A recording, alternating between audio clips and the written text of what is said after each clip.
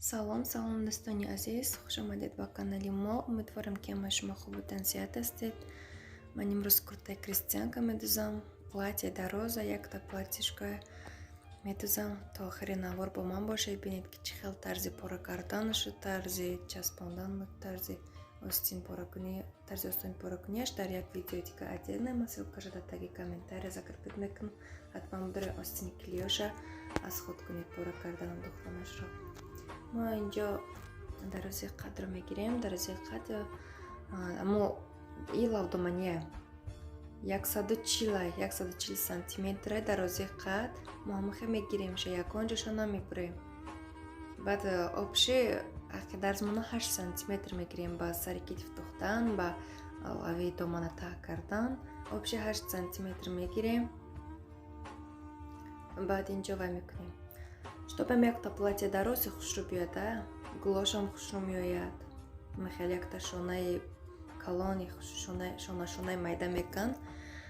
Якта дар поён аст, якта дар боло.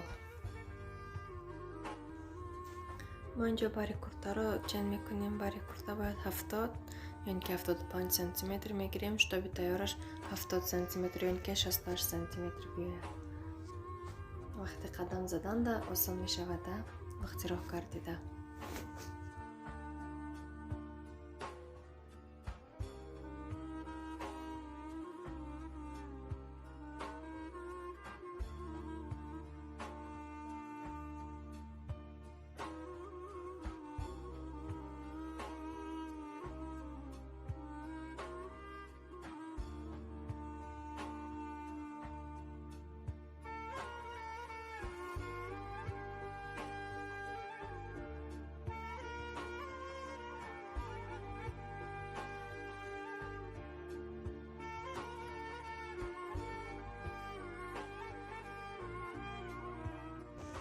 ана инҷа бинед, дарози куртаро мо ҳамахе чен мекунем то охири материала.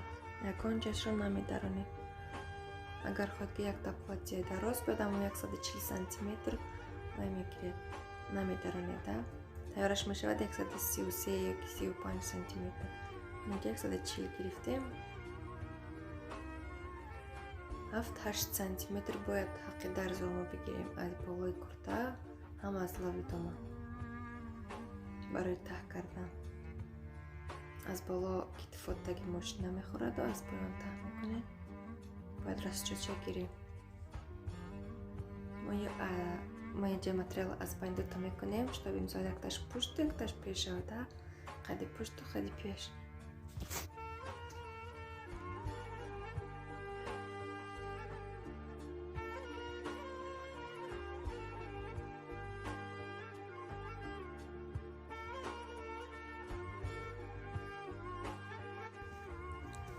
мо инҷо пешаки куртаро мекунем, оснаровка мекунем, яъне ки пора мекунем. қади пушта дар болои пеш мемонем. ҳардушо як бора оснаровка мекунем. ҳама ҷояшро тоғрӣ карда мехел оснаровка мекунем.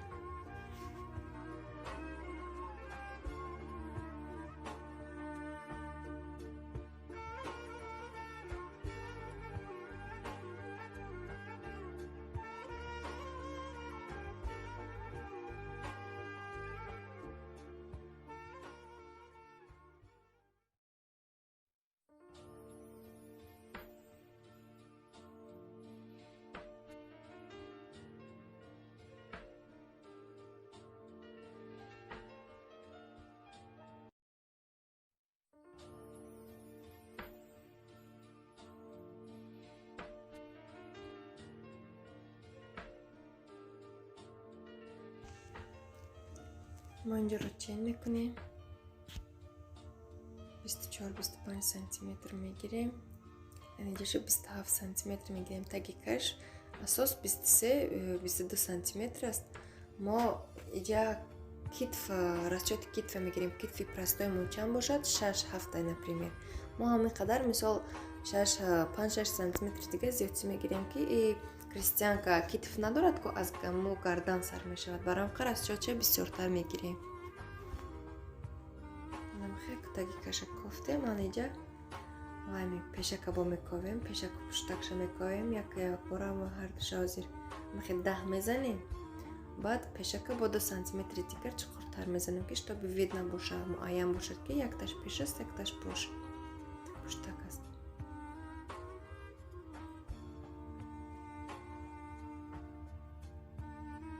Накони пешака отдельно 2 сантиметри дигар зиёди мебурем.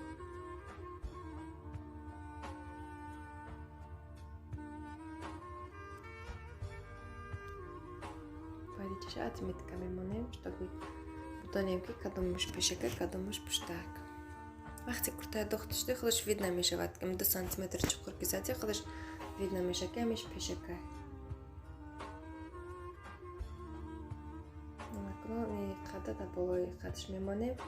هر دی قطعه میزنیم.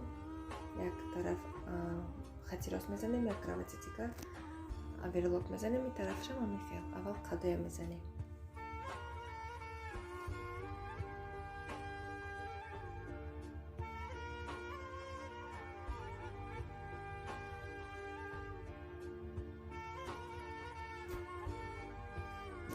دخترها اینجا بینید من وای остини клиёш дай пора кардаки ҳастам ва ссылкашама ҳатман дар таги комментария мемонам, чтобы и специально видео барои остини клиёш. Шумо бидурен тамошо кунед, нозиба савол мешавад ки чӣ ба остинош нест, ин остинашама отдельно видео кардаки ҳастам, дигар хе пора кардаки аст клиёш. Бидурен тамошо кунед, худотон мефаҳмед ки чӣ қадар размераш чӣ қадар аст, чӣ хел гирифтан дар кор. ما وقتی اینجا قطعه دوختیم اویرلوک زدیم الان اینجا آستین میچسبونیم. اینجا با دقت باشه دخترها آستین چخیل میچسبونن. آستین вообще دیگه ایده آستین چسبونی چیم خیلی کرتچه какие который میدوزیم вообще دیگر است. یک طرفش خیلی میزنیم. یک طرفش ما خطی дарзи ва яку остин да дарзи қат мемонем, чтобы ҳамаш якче набошад. Амхе сузанакати маҳкамаш мекунем на черта. баъд амхе боло мезанем то тамом шави анамо қада. вақти мошина задем ин тарафа бо ин тарафи дигариша мезанем. бо тамхе ин тарафи дигариша медузем. баъд худатон мебинед ки чӣ хел остин осон шудагда. як гӯё ки дар сари китф часпондистем мо ҳам ба таги каш ҳам дар сари китф мечаспонем. худатон дузед як бор ҳамин роҳ кардед, баъд ҳамаш фаҳмо мешавад. ин остинашам ҳамин тавр мекунем.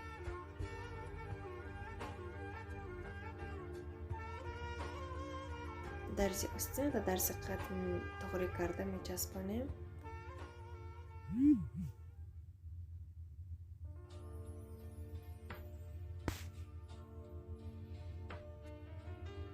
همین طور ماشین میزنه.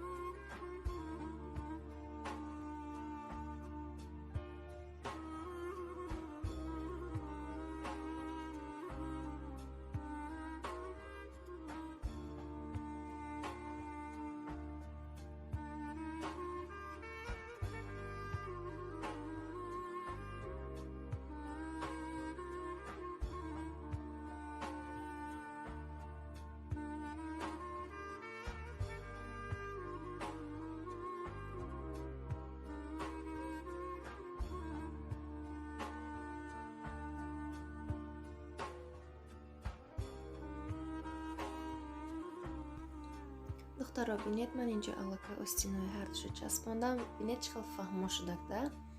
Остин часпондагӣ шуд. Анакнун инҷа мо якам хел материали зиёдтия ми курта гирифта 7 сантиметр бошад бараш, дарозиш намҷа туғри мекунем. Дарозиам инҷа чанд қайки бошад ҳамон қадар мегирем.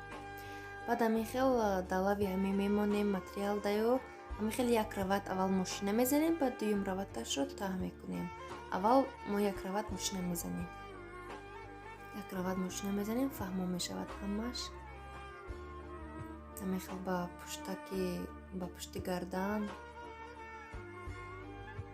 ҳамаша туғри карда. Агар материал зиёди кад, баъд мебуриша бо отдельно иша пеши қафо зада маҳкам мекунӣ сари и дарза ба обши ҳамаша мегузӣ. Ҳамин хел задем. Бинед он қадар материали ма зиёди кад. Ма аввал мебурам материала, баъд пеши қафо мекунам, да сари и дарзаш ва мекунам, туғриш мекунам. Ман аллакай як раваташро задам. Накнун таҳ мекунем. Дарза болохол мекунем. Дарза хел сини поёне болохол мекунем, штоби ягон мусри зиёдтӣ, хеле риштаи зиёдтӣ набурояд. Якта қат кардам, якта дигарашро ҳамин хел таҳ мекунем. Ана дидед? Камтарак дист чени 1,5 сантиметр куваиштагда какетка барин. Майда як.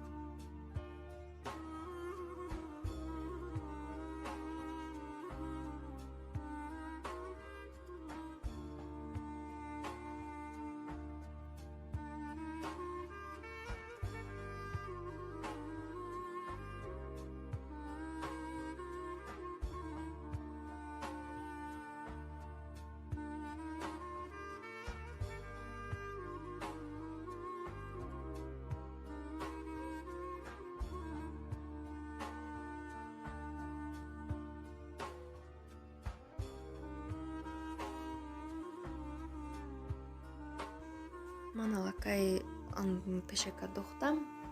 Дурават таҳ кардем. Анакнун албатти резин часпонӣ. Онҷа резина 54 сантиметр мегирем, ёни ки 56 сантиметр мегирем. Обши мешавад дуқадиш кунем, агар мешавад 25, 26 ёни ки 27 сантиметр мешавад. 26, 54 сантиметр мешавад. Баъдам хеб резин мегузаронем ша. Як тарафашро ба қайчи мебурем, резина мегузаронем. Ранги мевоеда хеле удобная резинкати. А мешавад ки бо ҳамин материал мисол камтарак тигам хечи хеле ки пешака нав тухтем ку ранги ме дароз мегири таҳ мекуни вай кати нами аймо материал худаш ранги резинка вори крестьянкаш мекуни да. Ба ҷои резин сузана кати ҳамо материала медорем. амада хеле резин маҳқулай мисол яке гуфта намешавад аю материал ки бошад яке мечирта ягон хел мешавад баъд ва яқинда ёфтанаш сарша якуҷо меёд мисол мегрезада аммо материал ёки датирни стиралка ама если шуданиш яха гуфта намешавад яке мегреза баъд бояд ки ҳамаи пешакабо букани барам ха резин удобнае ранги магазини меёд резин ҳамин хел мегузаронем